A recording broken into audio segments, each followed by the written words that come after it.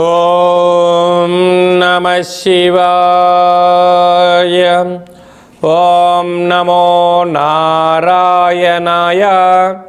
కర్మ నివారణ నరదృష్టి నివారణ కాళభైరవాయ నమో నమః. ఓం కాళకాలాయ విద్మహే కాళాతీతాయ ధీమహి తన్నో నరదృష్టి నివారణ కాళభైరవ ప్రచోదయాత్. హరి ఓం. మా ఛానల్కి స్వాగతం. చూస్తున్న వీక్షకులకు ప్రేక్షకులకు ప్రియ కాళభైరవ భగవద్బంధులకి స్వాగతం పలుకుతూ మమ్మల్ని ఎంతగానో ఆదరిస్తూ ఉండబడినటువంటి ప్రియ సోదర సోదరీమణులకు జ్యోతిష్య అభిమానులకు సనాతన ధర్మ సంరక్షకులకు అందరికీ నూతన ఆంగ్ల సంవత్సర శుభాకాంక్షలు. 2026వ సంవత్సరం జనవరి నెల 1వ తారీఖు నుండి డిసెంబర్ నెల 31, 2026వ సంవత్సరము అందరికీ నూతన ఆంగ్ల సంవత్సరానికి స్వాగతం పలుకుతూ ఈ 2026వ సంవత్సరంలో అందరికీ శుభాన్ని, జయాన్ని, ఐశ్వర్యాన్ని, ఆనందాన్ని ప్రసాదించాలని మనం మనసారా కోరుకుందాం. ఇక్కడ విశేషం ఏమిటయ్యా అనగా మనకు క్యాలెండర్ పంచాంగం చెప్పుకుంటున్నాం. మనకి ఇక్కడ గురువారం రోజు ప్రారంభమవడం, అందులో 1వ తారీఖున రోహిణీ నక్షత్రం అయింది. గురువారం రోజున రోహిణీ నక్షత్రము, అందులో గురువారము. గురు అంటే గురువు యొక్క రోజు, చంద్రుడి యొక్క నక్షత్రము. అంటే విశేషమైనటువంటి గజకేసరి యోగము ఈ సంవత్సరం అందరికీ ప్రసరిస్తుందని చెప్పి గమనించాలి. అలాగనే మనకు ఉగాది పండగ శ్రీ పరాభవనామ సంవత్సరము కూడా గురువారం ప్రారంభమవుతుంది. ఇది చాలా విశేషంగా గమనించగలగాలి. కనుక ఈ సంవత్సరము విద్యార్థులకు, ఉద్యోగస్తులకు, వ్యాపారస్తులకు, నూతనమైనటువంటి అత్యంత ఆధునిక టెక్నాలజీని నేర్చుకునేటువంటి వారందరికీ, వ్యవసాయ సోదరీమణులకు అందరికీ సువర్ణపు యుగంగా భావించగలగాలి. ద్వాదశ రాశుల్లో గ్రహ గమనాన్ని ఒకసారి వీక్షింపచేద్దాం. మిథున రాశిలో దేవగురు బృహస్పతి సంచార స్థితి, సింహరాశిలో కేతు సంచార స్థితి, ధనుసు రాశిలో చతుర్గ్రహ కూటమి రవి, కుజ, బుధ, శుక్ర సంచార స్థితి, కుంభరాశిలో రాహు సంచార స్థితి, మీనరాశిలో శని భగవానుని సంచార స్థితితో ద్వాదశ రాశుల్లో గ్రహ గమనాలు ఈ విధంగా ఉన్నాయి. కర్కాటక రాశి వారు ఈ ఆంగ్ల సంవత్సరం నుండి మరియు ఉగాది పండగ నుంచి ఆదాయ వ్యయాలని మనం ఒకసారి పరిశీలించినట్లయితే ఆదాయం 2, వ్యయం 11. చూడండి, ఒకవైపు అష్టమంలో రాహు సంచార స్థితిగా ఉండగా 11 రూపాయలు ఖర్చు పొంచి ఉంది, కేవలం 2 రూపాయలు మాత్రమే ఆదాయం ఉంది. అంటే మీరు -9% ఉన్నారు. కనుక ఆడంబరాలకు దూరంగా ఉండండి, ఆర్భాటాలకు దూరంగా ఉండండి.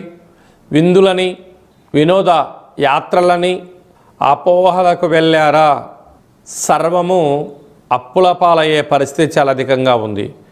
దీనివలన మనశ్శాంతి లేని జీవితం పొందే పరిస్థితి చాలా అధికంగా ఉంది. తస్మాత్ జాగ్రత్త. అదే కాకుండా రాజ్యపూజ్యం 4, అవమానం 7. మీ దగ్గర ఎవరైతే బాగా పనిచేస్తున్నారో, మీరు ఎవరినైతే బాగా నమ్ముతున్నారో వారికి డబ్బులు కానీ వస్తువులు కానీ ఇచ్చారా, తిరిగి రాకపోగా వారి చేతనే మీరు అవమానాలు పడడం, నిందలు పడడం, పోలీస్ స్టేషన్లు, కోర్టు మెట్లు ఎక్కడం, అనేక రకాలమైన ఈతి బాధలకు మీరు కేంద్ర బిందువు అయ్యే పరిస్థితి ఉంటుంది. కనుక ఉన్నదాన్ని ఇచ్చుకోవడం ఎందుకు, లేని అపవాదులు మూట కట్టుకోవడం ఎందుకు, అనారోగ్య సమస్యలను పీక మీద తెచ్చుకునేదానికన్నా మౌనం, ధ్యానం, ఏకాగ్రత, సూర్య నమస్కారం చాలా అవసరం అని చెప్పి గుర్తుపెట్టుకోగలగాలి. ఇలాంటి కాల సమయంలో ప్రతిరోజు దుర్గామాత దర్శనం, వీలైతే ప్రతి మంగళవారం లేకపోతే ప్రతి గురువారం పూట రాహుకాల సమయంలో దీపాన్ని వెలిగించడం వలన రుణ సమస్య, రోగ సమస్య, శత్రు సమస్యలు తొలగిపోతాయి. ఎందుకనగా రాశిలోకే దేవగురు బృహస్పతి సంచార స్థితి ఉంది కనుక పుష్కర స్నానం వలన సకల దోషాలు తొలగిపోతాయి. మార్కెటింగ్ రంగంలో ఉండబడిన వారు, రియల్ ఎస్టేట్ రంగంలో ఉండబడిన వారు, ఆహార ఉత్పత్తులు, చేతి వృత్తులు, అలాగనే సంపూర్ణమైనటువంటి మార్కెటింగ్ రంగంలో ఉండబడిన వారు, వ్యాపారస్తులు, వ్యవసాయ సోదరీమణులు ఎంతో జాగ్రత్తగా ఉండాలి అని చెప్పి జ్యోతిర్విజ్ఞానం తెలియచేస్తుంది. ఈ ఆంగ్ల సంవత్సరం అంతను కూడా అందరము కూడా వీలైనంత వరకు తల్లిదండ్రుల యొక్క సేవ, తల్లిదండ్రులతో సత్ప్రవర్తన, తల్లిదండ్రులను ఎవరైతే గౌరవిస్తారో వారందరికీ యోగం కలుగుతుంది. అలాగనే మనకు దత్తాత్రేయ స్వామి వారి యొక్క దర్శనం, ప్రతి గురువారం పూట శ్రీ మేధా దక్షిణామూర్తి స్వామివారిని స్మరణ, ప్రతి గురువారం రోజున మహాదేవుడికి రుద్రాభిషేకము, అలాగనే గానుగాపుర దర్శనము, వీలైతే అరుణాచల క్షేత్ర స్వామివారి యొక్క దర్శనం ఎవరైతే చేసుకుంటారో ఈ సంవత్సరంలో పరిపూర్ణమైనటువంటి గురువు యొక్క ఆశీస్సులు కలిగి విద్యలో, ఉద్యోగంలో, ఐశ్వర్యంలో, వ్యాపారంలో కొదవ ఉండదు అని చెప్పి గమనించగలగాలి. ఇంకనూ మనం విజయం సాధించగలగాలి అన్నట్లయితే ఒక్కొక్క నెలలో మనకు ఒక్కొక్క కాళభైరవ స్వామి వారు ఉంటారు. ఆ కాళభైరవ స్వామికి స్మరణ, ధ్యానము, కూష్మాండ దీపము, నారికేల దీపము, పిండి దీపాన్ని, గండా దీపాన్ని ఒక్కొక్క నెలలో ఒక్కొక్క విధంగా మనం పెట్టుకోగలిగినట్లయితే సంపూర్ణమైనటువంటి స్వామివారికి ఆశీస్సులు కలిగి ఎవరి ఇంట్లో ఎలాంటి ఇబ్బందులు లేకుండా, అష్ట కష్టాలు లేకుండా అష్ట ఐశ్వర్య ప్రాప్తి కలుగుతుందని చెప్పి గమనించాలి. ఈ యొక్క పాత్ర కాళభైరవ స్వామివారి యొక్క అక్షయ పాత్ర. అంటే ఈ యొక్క పాత్రలో అనేక రకముల యంత్రములను అచ్చు వేయడం జరుగుతుంది. ఈ యొక్క పాత్రను ఇంట్లో ఉంచుకొని పూజ చేసిన తదనంతరము ఇలా ఒక్కసారి శబ్దం చేస్తే ఈ పాత్రలోంచి ఓంకార శబ్దం రావడం జరుగుతుంది.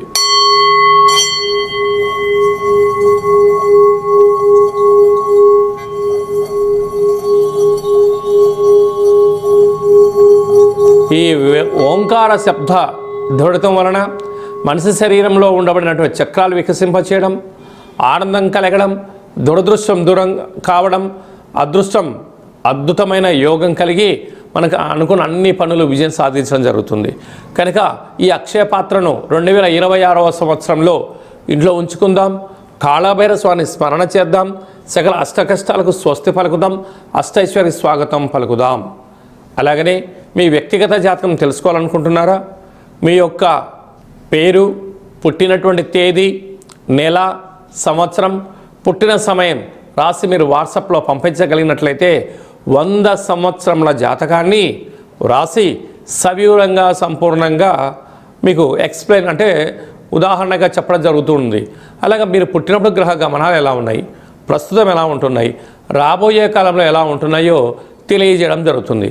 చాలామందికి పుట్టినటువంటి కాల సమయంలో డేటా ఆఫ్ బర్త్లు లేనటువంటి వారికి మీ పేరు యొక్క మొదటి అక్షరాన్ని అనుసరిస్తూ రాశిని తెలియచేస్తూ రాశి యొక్క స్థితిగతులను చెప్పుకుంటూ అలాగనే రమణ శాస్త్రం ద్వారా అనగా గవ్వళ ద్వారా కాళభైరవ ఉపాసన చేత భూత భవిష్యత్ వర్తమానాన్ని తెలియజేయడం జరుగుతుంది.